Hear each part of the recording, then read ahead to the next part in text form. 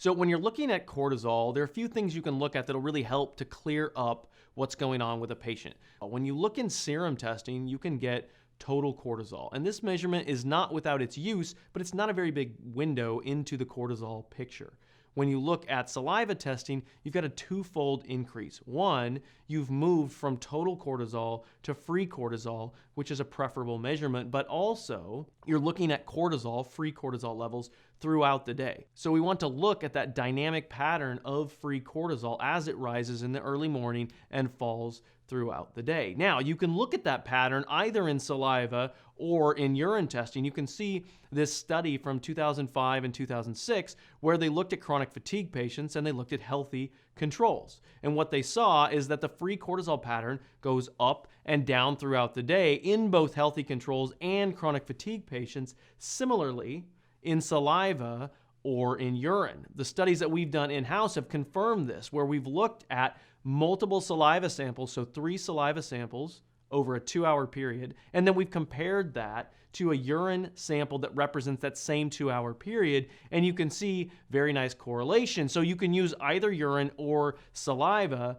to look at that free pattern throughout the day. Why then would you want to look at urine testing? Because it offers a window into the cortisol picture that saliva testing doesn't. And that is that free cortisol, as important as it may be, is only about 1% of the total cortisol that's produced.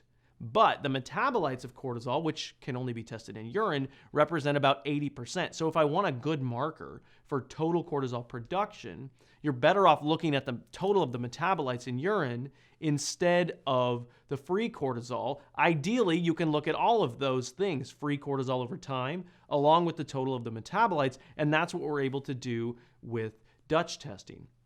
So let me go through a few examples that will show you and highlight for you the benefit of looking at more comprehensive testing. So let's start with somebody who has Addison's disease. This is a patient who's got very high ACTH levels. ACTH is the signal from your brain to your adrenals to make cortisol. So the brain in this patient is telling the adrenals, please make some cortisol. There's a lot of ACTH. But the adrenals, as you can see in these results, are not responding at all. There's no free cortisol throughout the day, and there are very few cortisol metabolites, so there just simply isn't cortisol production. Now, if you tested this patient in saliva, you'd see a similar thing. You'd see low cortisol, free cortisol, throughout the day. If you tested them in serum, you'd also get a low result. So when someone truly has a dramatically low cortisol all day, you can really pick that up in any lab test. However, let's look at this patient.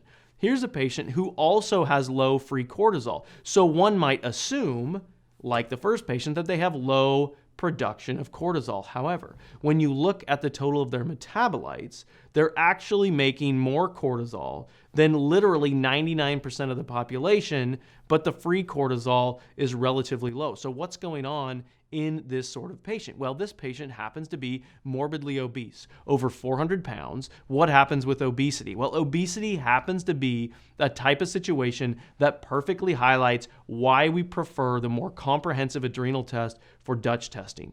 Because with obesity, you get increased cortisol production. We know there's an association between adipose tissue, between fat and how much fat mass a person actually has, and the amount of cortisol that's produced.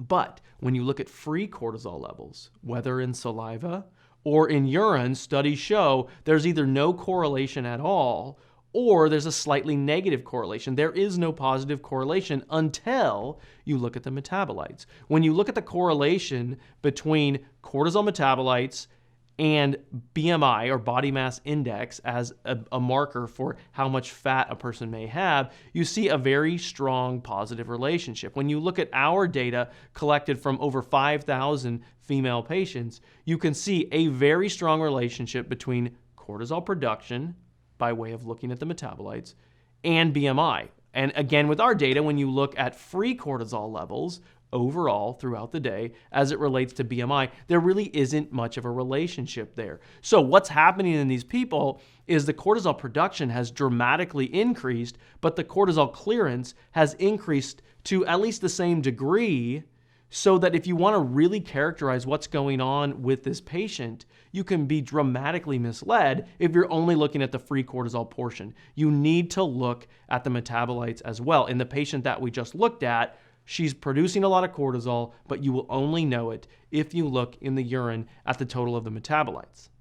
The other place in obese patients that we happen to see an abundance of cortisol is in hair. So when we look at studies that have looked at people with low BMI, normal BMI, and very high BMI, again, with saliva, there's not much of a difference. With urine-free cortisol, there's not much of a difference. With the metabolites of cortisol in urine, there's a dramatic difference. And the same is true of the cortisol that's made and gets interwoven into the shaft of the hair. So there are places where we see this dramatic increase in cortisol, but again, we need a more comprehensive look if we're going to characterize these patients well. Now, let's look at the opposite end of the spectrum. What about, instead of increased cortisol clearance, what about sluggish cortisol clearance? So in patients who have hypothyroidism, this is common. In patients who suffer from anorexia, this is common. What happens is the cortisol clearance, the opposite of obesity, gets slowed down, which makes sense if you think of hypothyroid, low thyroid. The cortisol clearance and metabolism is slowed down as the thyroid slows. So you get this type of a look, as you can see in this patient here, where look at the free cortisol, it's elevated. When you see elevated cortisol, free cortisol, in urine or in saliva, what do you think? You think they're making a lot of cortisol, but you don't really know that until you look at the metabolites. So if this patient also had elevated metabolites, you'd have a clear case of high cortisol production. But in this case, the reason the free cortisol is elevated is that cortisol is, if you will, backing up. So you're not clearing the cortisol, or that's what the results would imply. And again, from the literature, we can see that that happens in people who have sluggish thyroid conditions. So a fuller understanding of the cortisol picture can be seen, again, by looking at the free cortisol over the course of the day, along with the metabolites. So when we're looking at our testing options for adrenal hormones, a blood test is not without its use. When you have an overt situation with cortisol, you can see that, and you can then follow up and do subsequent testing that's more comprehensive to better characterize what's going on with the patient. You're going to get a better look at cortisol by doing saliva testing and looking at free cortisol throughout the day, but it's still lacking. When you do the Dutch model of testing, now you're getting a full look at this three-dimensional picture. Free cortisol as it changes over time, and a better marker of the total production of cortisol throughout the day.